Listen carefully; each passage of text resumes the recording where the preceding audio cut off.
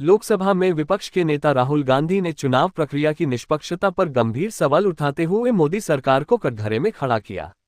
उन्होंने वोट चोरी को सबसे बड़ा राष्ट्र विरोधी कार्य एंटी नेशनल एक्ट करार दिया और चुनाव आयोग एक की कार्यप्रणाली पर तीखे प्रहार किए। यहां राहुल गांधी द्वारा पूछे गए 3 प्रमुख सवाल और उनके भाषण का विस्तृत ब्यौरा दिया गया है। राहुल गांधी के 3 तीखे सवाल।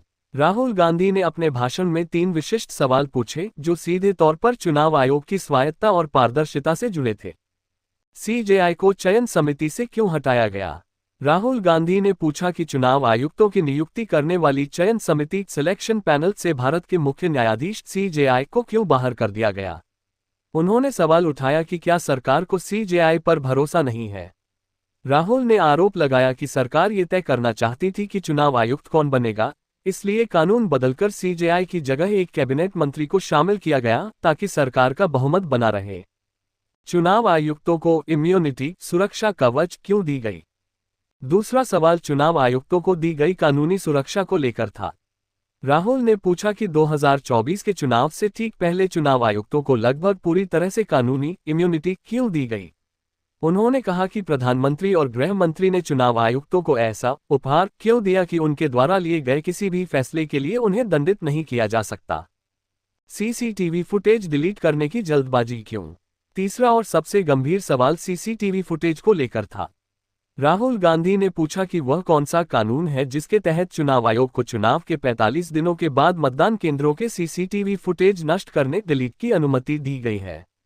उन्होंने सरकार के इस तर्क को खारिज कर दिया कि यह डेटा स्टोरेज की समस्या है। राहुल ने कहा, ये डेटा का सवाल नहीं है, ये चुनाव चोरी करने का सवाल है। प्रमुख मांगे और अन्य आरोप। इन सवालों के अलावा राहुल गांधी ने सदन में 3 प्रमुख मांगे भी रखीं। सभी राजनीतिक दलों को चुनाव से 1 महीने पहले मशीन रीडेबल वोटर लिस्ट दी जाए। सीसीटीवी फुटेज को नष्ट करने की अनुमति देने वाले कानून को तुरंत वापस लिया जाए। ईवीएम की वास्तुकला आर्किटेक्चर को सार्वजनिक किया जाए और विशेषज्ञों को ये देखने की अनुमति दी जाए कि मशीन के अंदर क्या है।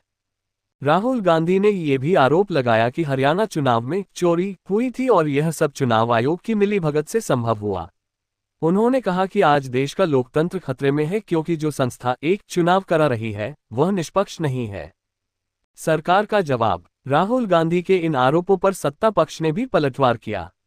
भाजपा सांसदों ने याद दिलाया कि ईवीएम की शुरुआत कांग्रेस के शासनकाल में ही हुई थी और जब कांग्रेस चुनाव जीतती है तो ईवीएम ठीक होती है, लेकिन हारने पर वह मशीनों को दोष देने लगती है।